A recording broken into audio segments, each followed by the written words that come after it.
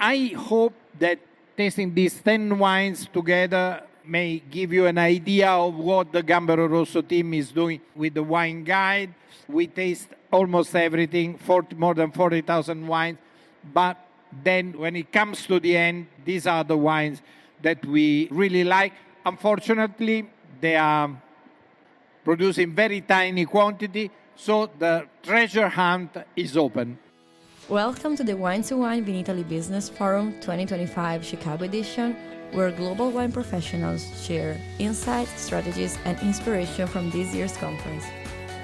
Let's dive into today's session and explore the ideas shaping the future of wine.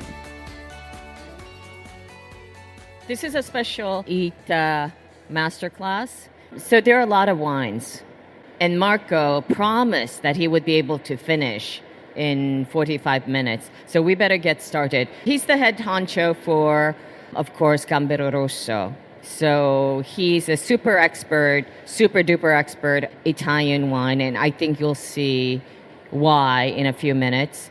This is a special treat because it is called Rare Wines. They make very few bottles, and so those who signed up are going to miss out now because we just gave away their seats. So Marco, take it away. Thank you. Thank you for this wonderful presentation.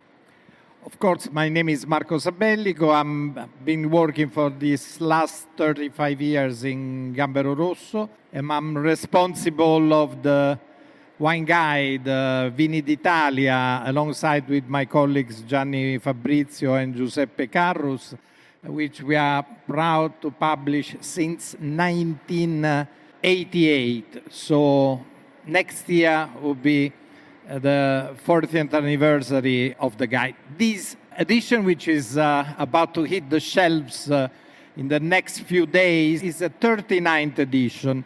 Many of you probably know Gambero Rosso. We've been involved in the, describing the food and wine scene of Italy, and not only since the mid-80s.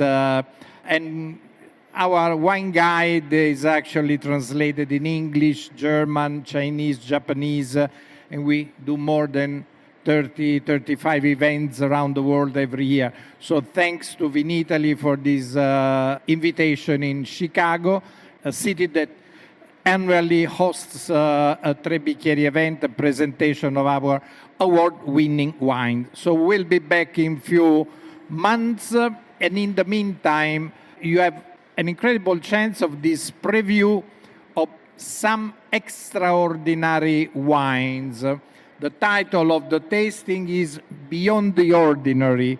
Why is it so?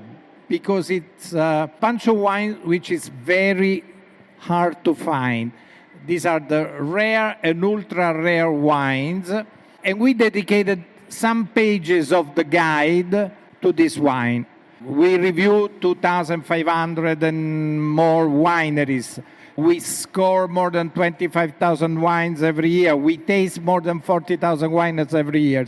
But sometimes we fall into amazing wines which are produced in ridiculous quantities, that is less than 3,000 bottles. But some of the wines that we are tasting today are 650, 700 bottles only. We fall in love with this wine, but it doesn't make sense to award these wines and to give the coveted Tre Bicchieri awards. Nevertheless, we love them. We think they are extraordinary. So we have a selection of 50 wines every year since last edition, dedicated to the VINI RARI. Today, you and me also, we are lucky enough, we have a chance to taste 10 of these 50, which are absolutely amazing. So we start with the bubbles, we start with the sparklers, and we go to Franciacorta before moving to Trento.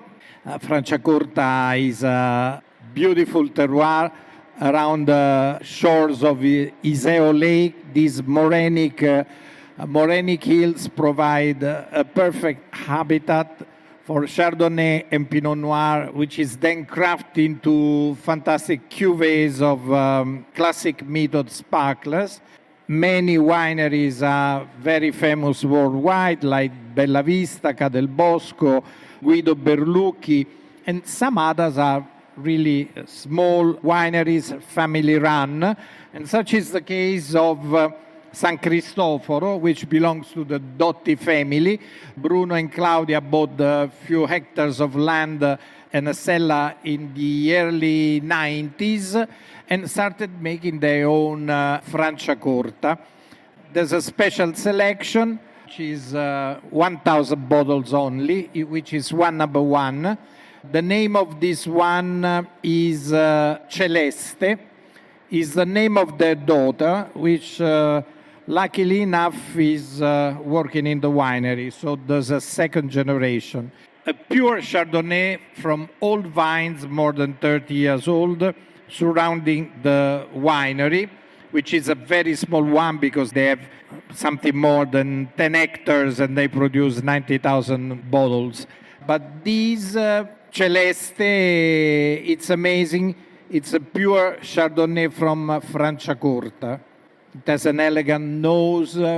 Most of this wine is from 21 vintage. With some old wines, it's a non-vintage, which has been matured for a long time on the lees, and the result is an elegant expression of a classic Franciacorta Chardonnay. So rich on the nose with these toasted notes, vanilla, butter, cream, grilled bread, and Mediterranean herbs with a hint of citrusy notes. And then on the palate, it's full-bodied, rich, mineral, with a fresh acidic backbone, and it's long-lasting. In the end, with these, again, fresh, zesty notes of lemon and lime and Mediterranean herbs. Creamy, this long maturation on the lees gives us an elegant carbonation. It's caressing the palate, and it's quite authoritative. Unfortunately, only 1,008 bottles were produced, but it's an elegant wine. Wine number two, it's coming from another denomination which has a strong vocation for the production of classic middle sparklers. So we are on the northeast of Italy in the Trento province, which is famous for its Trento DOC.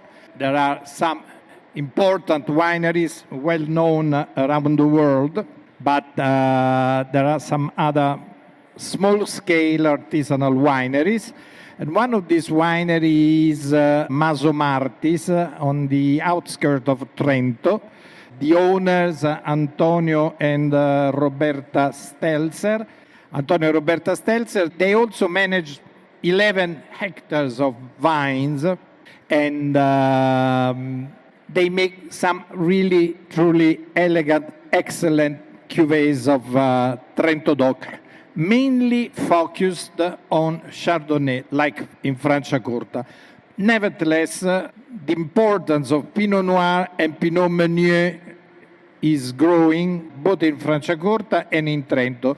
And here we have, with wine number two, which is called Monsieur Martis, we have this rosé made entirely by Pinot Meunier. It stays 5 years and a half, almost 6 years on the lees.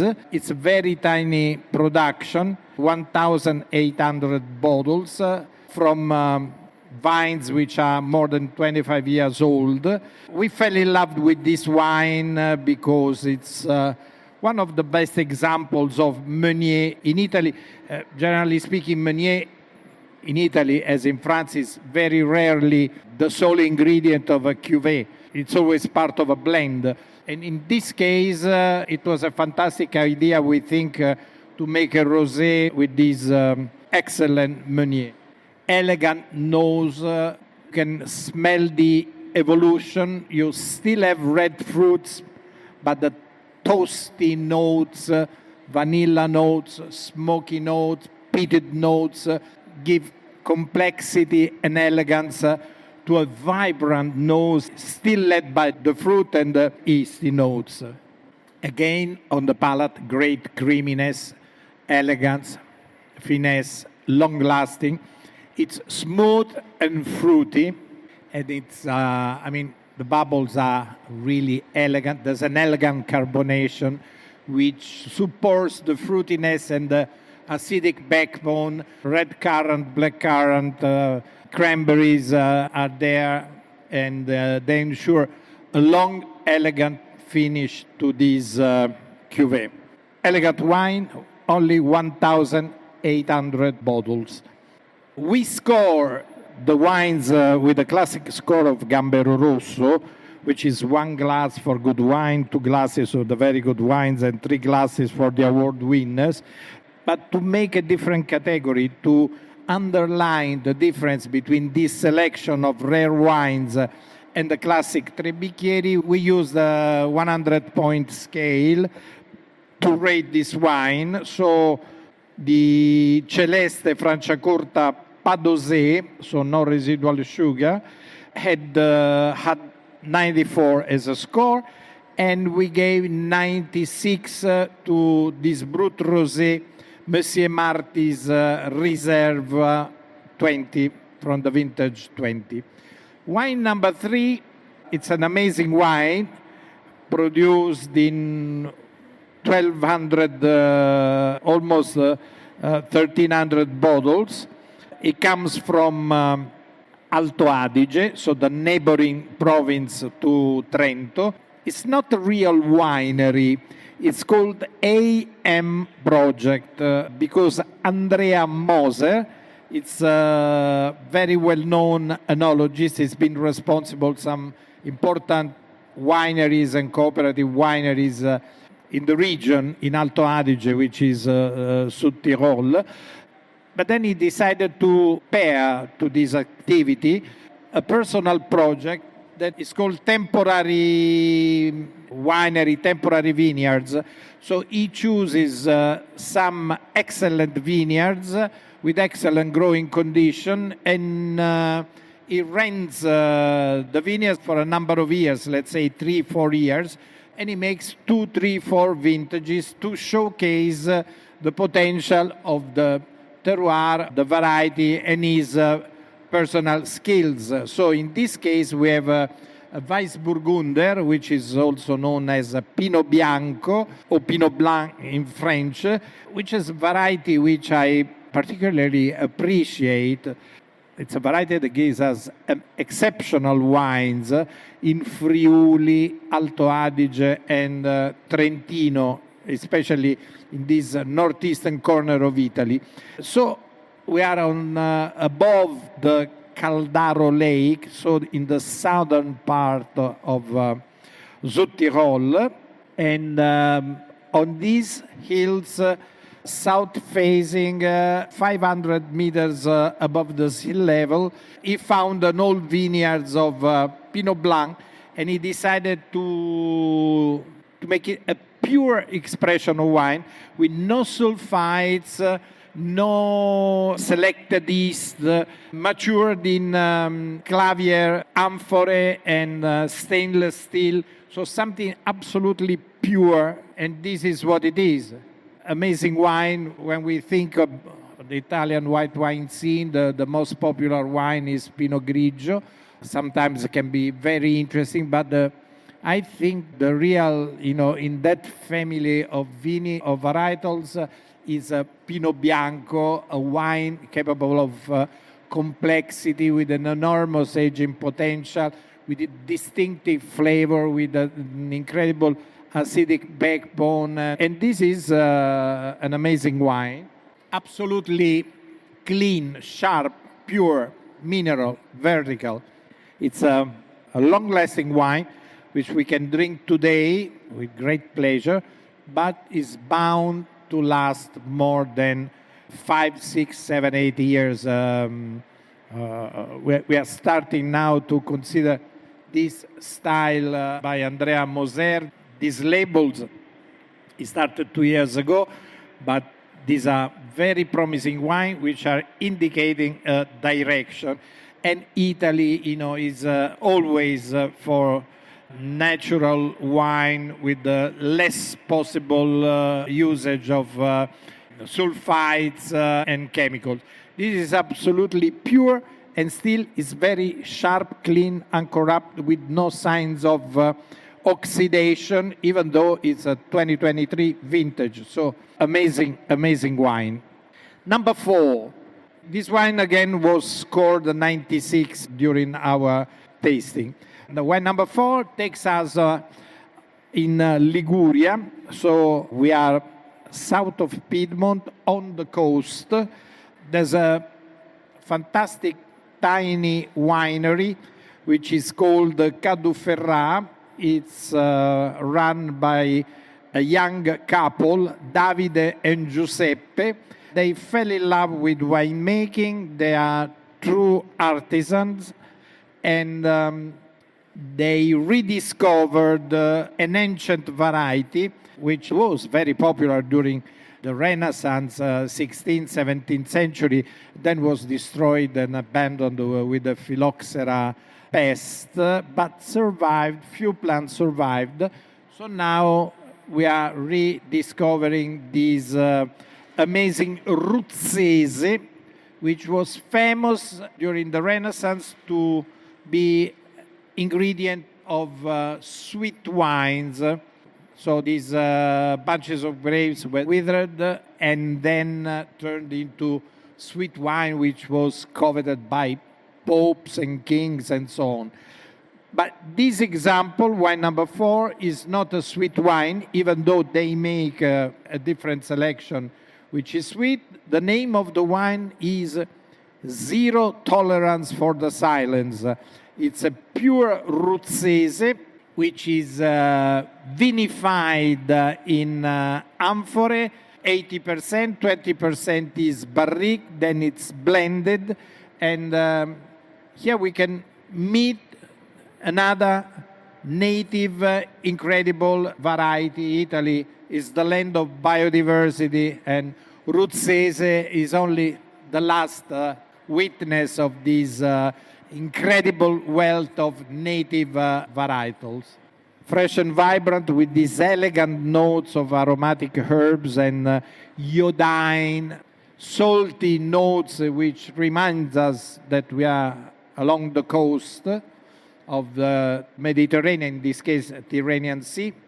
Again, nothing to interfere with the personality, with the aromatic notes of the varietal, because only a small percentage it's matured in oak, but it's not new oak.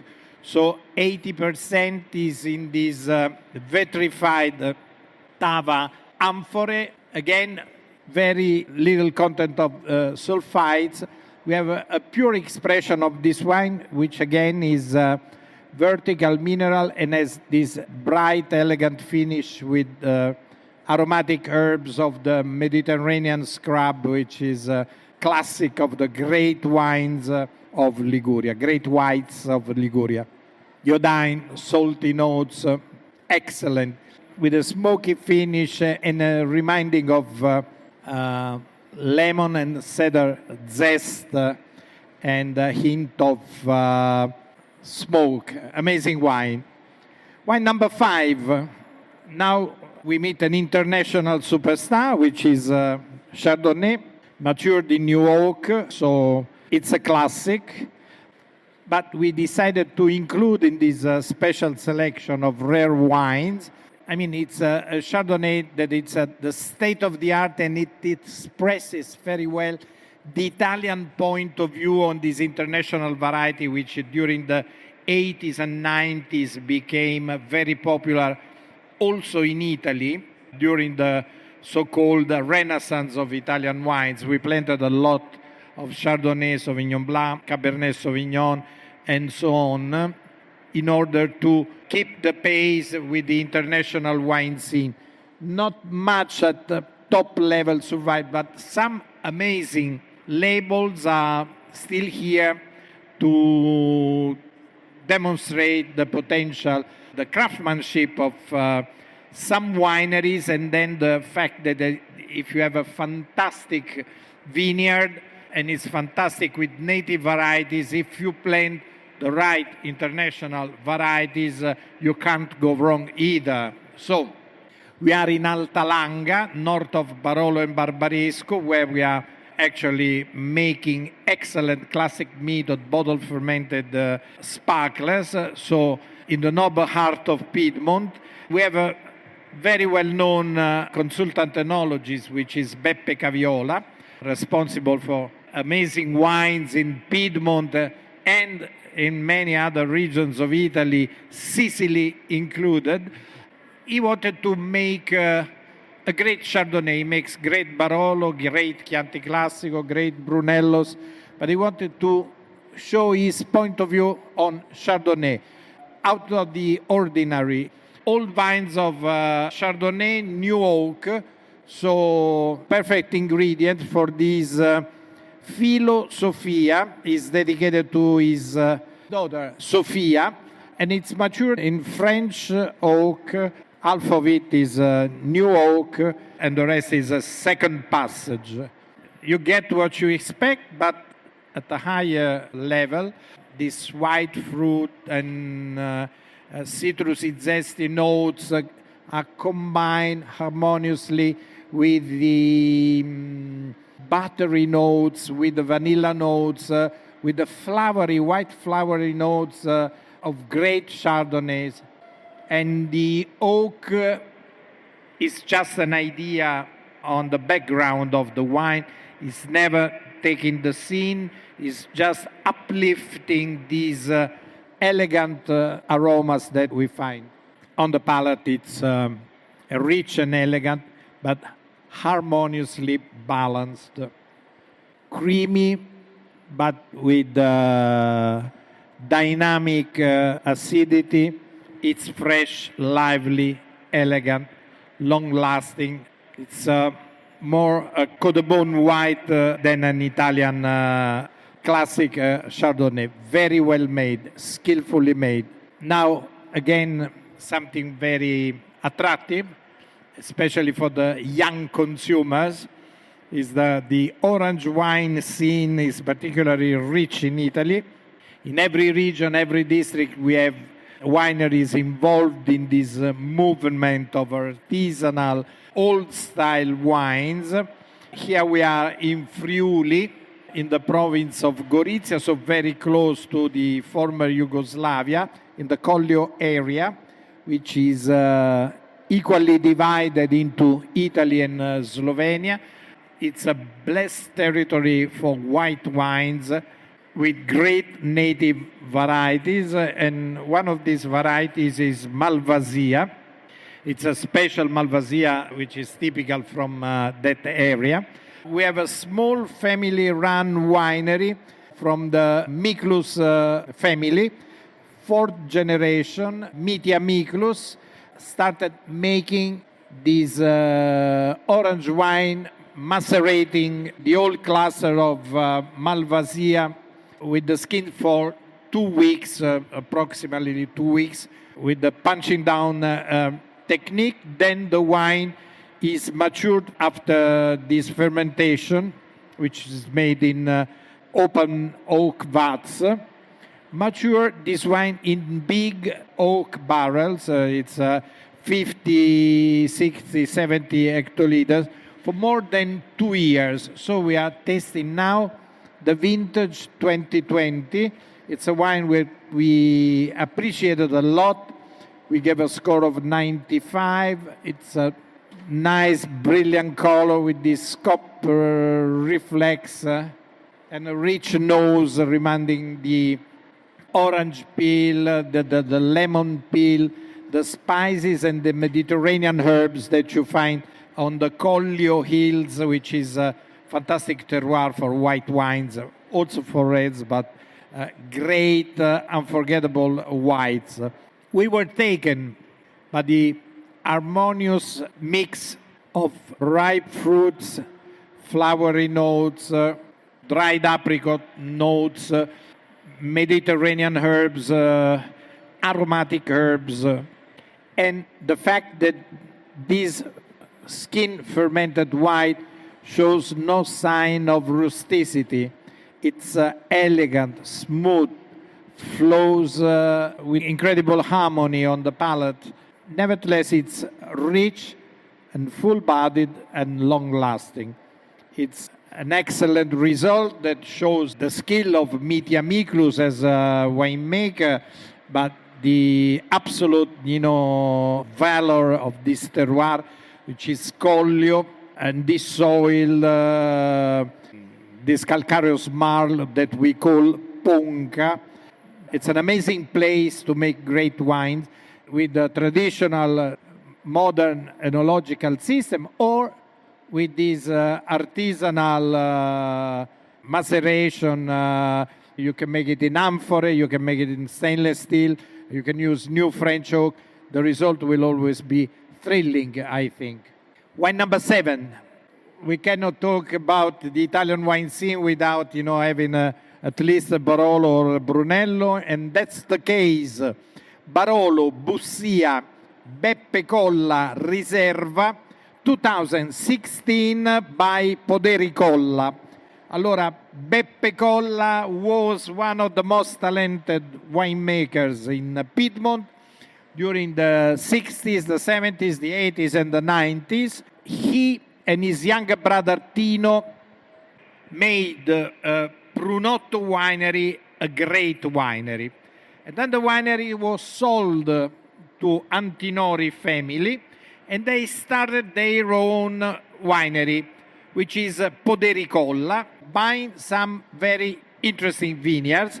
One of these vineyards is in the Bussia district, Monforte d'Alba. Bussia is one of the largest vineyards of Barolo. It's something like 35 hectares. They have a portion of it in a higher, very interesting part of this Bussia, which is called Dardi Le Rose. So it's Bussia Dardi Le Rose, this Riserva, from the marvelous vintage 2016. One thing is this Riserva is dedicated to the loving memory of Beppe Colla. He was the first ever, and that happened in 1961, to make a cru Barolo. Before that, Barolos were always a mix of grapes from different municipalities and different vineyards. He understood that the future was on selecting special plots, the crus, and stating on the label, this wine is from Bussia. Bussia at the time was much smaller than what it's now. Now it's been enlarged, so we have to discuss about Bussia. But Dardi Le Rose, it's one of the best parts of Bussia. And this Barolo, almost 10 years old, it's what we expect from a great Barolo, which has the elegance of a wine which is approaching its maturity, but we understand that it has an aging potential yet to be expressed. Smooth, rich, elegant, long-lasting, with these tannins which are harmonious and refined, and with these flowery notes. We have the rose and the tar. The classic notes of great Barolo are here to remind us that this is the king of the wines and the wine of the kings. Well, number 8, Limite, Cabernet Franc 2023 vintage, another demonstrative showcase wine from another incredibly talented enologist. The name of this man is Emiliano Falsini. He's a consultant winemaker which is crafting some of the most intriguing red and white wines in almost every region of Italy. But then he has a tiny, small, little winery in the Bolgheri area. He doesn't call his wine Bolgheri, but the vineyards are in Castagneto Carducci, so they could be Bolgheri. He doesn't want to be a superstar or interfere with these prestigious clients. So we have a Cabernet Franc from the 2023 vintage, which we scored a 95. The Barolo, by the way, was scored a 96. The Collio Malvasia, 95. Okay, this wine is from old vineyards, more than 30 years old. The vineyard is very tiny. He only makes 2,000 bottles of this wine. Then he makes another wine, but it's also 2,000 bottles. So we are talking about less than 2 hectares extension. Of course, it's matured in French oak. This wine, it's a clear demonstration that with the global warming, Cabernet Franc is one of those varietals which are, they represent the future of the red wine making in warm areas. They are resisting much better than Cabernet Sauvignon and Merlot to the global warming. Then Emiliano Falsini, it's a phenomenal winemaker. And here we have a fantastic wine. I don't want to spend too much time describing it. You are wine people, you understand, you know. It's a modern wine which talks about Mediterranean, talks about Bulgari, talks about international style, but with a great Italian touch. Amazing wine, long finish. It's intense, dense, yet elegant and relaxed at the same time. Very ripe tannins, crunchy fruitiness, and long, enchanting finish. Wine number 9 scored a 97 in our tasting. It's an amphora-made special selection coming from Calabria. So if you know Italy, maybe you know where Calabria is. If you don't, and you have the shape of a boot in mind to represent the country, well, this is the point of the boot, and Apulia is the heel of the boot. Well, there you can find amazing wineries, small family-run businesses. One of these is Tenuta del Travale. I mean, it's not a business, it's a hobby for a family. She's a teacher and she teaches Greek literature at university. And this is why most of the wines have Greek names. In this case, it's Eleuteria, which stands for freedom in Greek. The grape variety is the same as Etna, Nerello Mascalese, which is not only to be found on Etna, we find it also in Calabria. We are high in altitude on the mountains of Calabria. It's a chain of mountains called the Sila, Appennino della Sila, so 500-600 meters of height, and there this variety expresses itself, with a natural elegance. Very rich, very elegant, very Mediterranean. Is the closest Italian native variety to what Pinot Noir from Burgundy is, I think, judging from the Etna wines and some other remarkable examples from Calabria and Sicily again. The elegance, the smoothness, the finesse of the tannins, these crunchy red fruits, the harmonious balance that this wine can reach, and the aging potential led me to this conclusion. Well, time is a tyrant, so we have to end up our tasting. We end up with a great wine, which we scored 98, and it comes from the central Italy, from a coastal region on the east coast, which is Marche. So from the land of Verdicchio, which you probably know, this excellent winery, which is Santa Barbara, and the owner is Stefano Antonucci. They craft excellent Verdicchio dei Castelli di Jesi, but he decided to make a sweet wine to dedicate to his mother, Lina. So he made this Bianco Passito Lina from the vintage 2023, overripe Verdicchio grapes. Then another part of the grapes is harvested and withered in small cases inside the winery to concentrate sugars and acidity, and then it's crushed and fermented in stainless steel and stays for 2 years in oak barrels and stainless steel containers. Then they make a blend. We were impressed by the intensity, yet the balance and elegance of this Verdicchio, which is hyper concentrated in sugar and flavors, but is at the same time, it's harmoniously drinkable, and it's a fantastic pairing for whatever you want, or as we say, it's a meditation wine. If you are inspired and you close your eyes, you can find countless traces of fruit, dried fruit, white chocolate and flowers and tropical notes. But at the base, there is an acidic backbone that keeps everything together and gives a long-lasting emotional finish to this incredible wine that, deserved a special award on our guides.